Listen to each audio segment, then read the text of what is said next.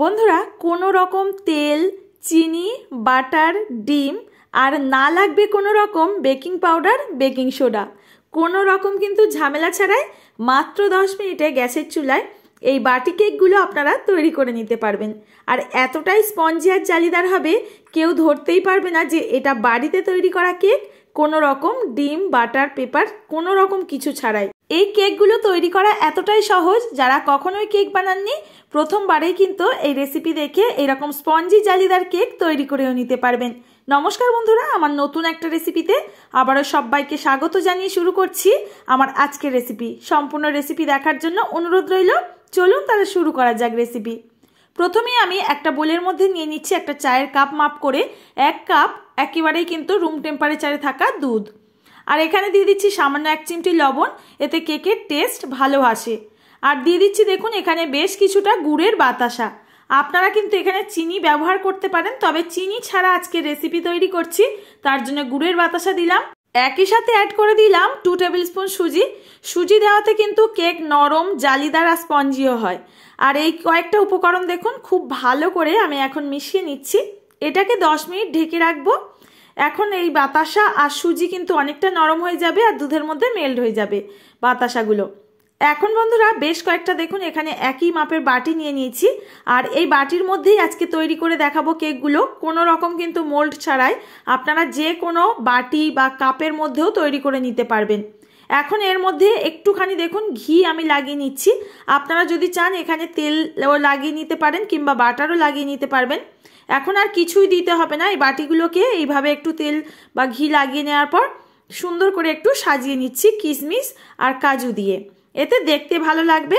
তো ওপর থেকেও আপনারা যদি চান এইভাবে কিন্তু সাজিয়ে নিতে পারেন, তবে বাটির নিচে দিলে কেকটা দেখতে ভালো হয়।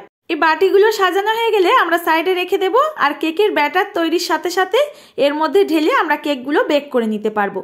এদিকে 10 মিনিট হয়ে গেছে, আর দেখুন বাতাসা কিন্তু এই দুধের মধ্যে খুব ভালো মতো কিন্তু মেল্ট হয়ে গেছে, আর সুজিটাও অনেকটা পরিমাণে নরম হয়ে গেছে। এবার ভালো করে সমস্ত কিছু মিশিয়ে নিলাম। মিশিয়ে নেওয়ার পর 1 টেবিল স্পুন এখানে আমি ঘি অ্যাড করে দিচ্ছি। আজকের কেকটা কোনো রকম তেল, বাটার ছাড়া যেহেতু তৈরি করছি, তাই এখানে ঘিটা দিলাম। আর ঘিয়ের জন্য কিন্তু সুন্দর একটা ফ্লেভার হয় এই কেকের মধ্যে। তো আপনারা কোনো রকম এসেন্স ছাড়াও কিন্তু ঘি দিয়েই শুধুমাত্র তৈরি করতে পারেন। তো দেখুন সমস্ত কিছু ভালো করে এইভাবে মিশিয়ে নেওয়ার পর এর মধ্যে 1 কাপ মাপ করে আমি দিয়ে দিচ্ছি ময়দা। আর ময়দাটা কিন্তু অবশ্যই করে চেলে ব্যবহার করবেন, তাহলে কেক কিন্তু স্পঞ্জি হয়। তো দেখুন এই 1 কাপ ময়দা কিন্তু এই দুধের মিশ্রণটার মধ্যে খুব ভালো করে আমি মিশিয়ে নিচ্ছি। আমি আজকে প্রত্যেকটা উপকরণ কিন্তু এই চায়ের কাপ মাপ করে দেখিয়ে দিলাম, যাতে আপনাদের বুঝতে সুবিধা হয়। কোনো রকম কিন্তু মেজারমেন্ট কাপ মাপ করে নিতে হবে না, যে কোনো বাটি বা চায়ের কাপ এইভাবে মাপ করে নেবেন প্রত্যেকটা উপকরণ, তাহলে পারফেক্ট কিন্তু কেক তৈরি হবে। তো দেখুন এবার সমস্ত কিছু কিন্তু একদিকে ঘুরিয়ে ঘুরিয়ে খুব ভালো করে মিক্স করে নিচ্ছি। আর একটা সুন্দর কিন্তু স্মুথ ব্যাটার আমাদের তৈরি করে নিতে হবে এই কেকের জন্য। বন্ধুরা আজকে তো মনে করাতেই ভুলে গেছি, রেসিপিটি যদি আপনাদের কাছে ভালো লেগে থাকে অবশ্যই একটা লাইক করবেন, আর কমেন্ট করতে কিন্তু একদমই ভুলবেন না। নতুন বন্ধুরা আজ প্রথমবার আমার চ্যানেলে এসে থাকলে অবশ্যই চ্যানেলটি সাবস্ক্রাইব করে নেবেন। পাশে থাকা নোটিফিকেশন বেলের অল অপশনটা ক্লিক করবেন, সবার আগে নোটিফিকেশন আপনার কাছে পৌঁছে যাবে। তো দেখুন বন্ধুরা কেকের ব্যাটারটা দেখিয়ে দিচ্ছি কতটা ঘনত্বের আছে। এখন এখানে সামান্য 1 থেকে 2 ফোঁটা মতো ফুড কালার অ্যাড করছি, এতে সুন্দর একটা কিন্তু কালার আসবে। তো দেখুন সামান্য ইয়েলো কালার একটু দিলে কেকটার মধ্যে একেবারে সুন্দর একটা হলুদ হলুদ কালার হয়, দেখতে কিন্তু কেকগুলো ভীষণ ভালো লাগে। আর আপনারা যদি না চান এখানে এটা স্কিপ করে দিতে পারেন, সম্পূর্ণ অপশনাল, এর জন্য স্বাদের কোনো পরিবর্তন হবে না। তো দেখুন সমস্ত কিছু কিন্তু খুব ভালো করে আমি এখন মিশিয়ে নিয়েছি এর ব্যাটারের মধ্যে। এখন কেকের মধ্যে সুন্দর একটা ফ্লেভারের জন্য আমি একটু ভ্যানিলা এসেন্স অ্যাড করছি। কোনো রকম এসেন্স যদি আপনাদের কাছে না থাকে তাহলে এলাচ কিন্তু গুঁড়ো করে দিতে পারবেন, এতেও সুন্দর একটা ফ্লেভার আসে। তো এখন কোনো রকম কিন্তু আমি বেকিং পাউডার, বেকিং সোডা ছাড়া যেহেতু আজকে কেকটা তৈরি করব, তার জন্য ইনো নিয়েছি। আর ইনো কেটে দেখুন একটা প্যাকেটের অর্ধেকটা এর মধ্যে অ্যাড করে দিলাম। খুব বেশি দিতে যাবেন না, যেহেতু আমি অল্প পরিমাণে কেকটা তৈরি করছি, তো সেই পরিমাণ বুঝে কিন্তু এখানে দিয়ে দিয়েছি। 1 কাপের জন্য অর্ধেকটা পরিমাণে ইনো কিন্তু যথেষ্ট, আর কিচ্ছু লাগবে না। এবার ইনোর মধ্যে কয়েক ফোঁটা জল দিয়ে এটার মধ্যে দেখুন এইভাবে একই সাইড দিয়ে ঘুরিয়ে ঘুরিয়ে ব্যাটারটা তৈরি করে নিতে হবে।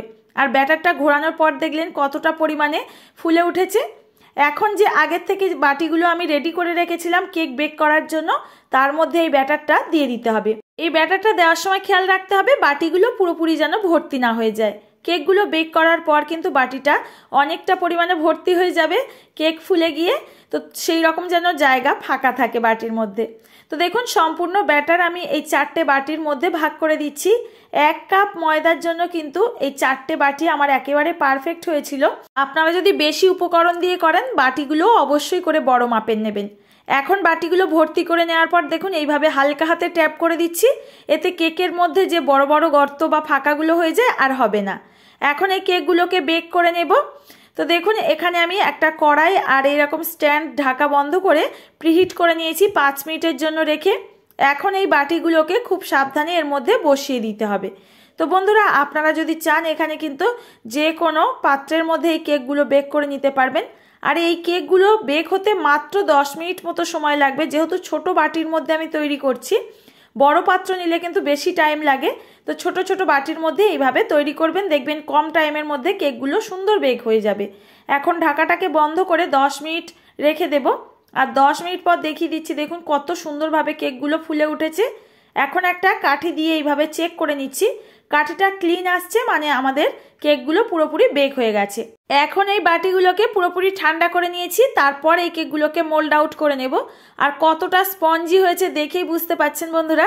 এখন একটা চামচের পেছন সাইড দিয়ে এইভাবে একটুখানি আলগা করে দিলেই কেকগুলো কিন্তু বেরিয়ে আসবে। আর কতটা স্পঞ্জি জালিদার হয়েছে কেকগুলো দেখেই বুঝতে পাচ্ছেন। ঘরেতে থাকা সামান্য উপকরণ দিয়ে মাত্র 10 মিনিটে আপনারা ওই কেকগুলো তৈরি করে নিতে পারেন। বাচ্চাদের স্কুল টিফিনের জন্য কিন্তু দারুণ একটা রেসিপি, বা টি টাইম সময়েও আপনারা বানিয়ে খেতে পারবেন।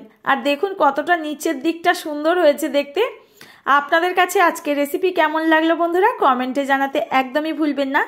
এখন কেকটা একটু দেখিয়ে দিই কতটা স্পঞ্জি, দেখুন হাতের মুঠো করলে কিন্তু একদম মুঠোর মধ্যে চলে আসছে, আবার ছেড়ে দিলে পুনরায় তার জায়গায় ফিরে যাচ্ছে। আর ভেতরটা দেখুন একদম স্পঞ্জি আর জালিদার। যারা কখনোই কেক বানাননি প্রথমবার কিন্তু এই রেসিপি দেখার পর বানিয়ে দেখবেন, একেবারেই কিন্তু সাকসেস হবেন। আজ আসি বন্ধুরা, দেখা হবে আবারও এরকম সহজ কোনো রেসিপির সঙ্গে। ততক্ষণ সবাই ভালো থাকবেন, সুস্থ থাকবেন। ভিডিওটির সঙ্গে থাকার জন্য এতক্ষণ ধরে আপনাদের অসংখ্য ধন্যবাদ।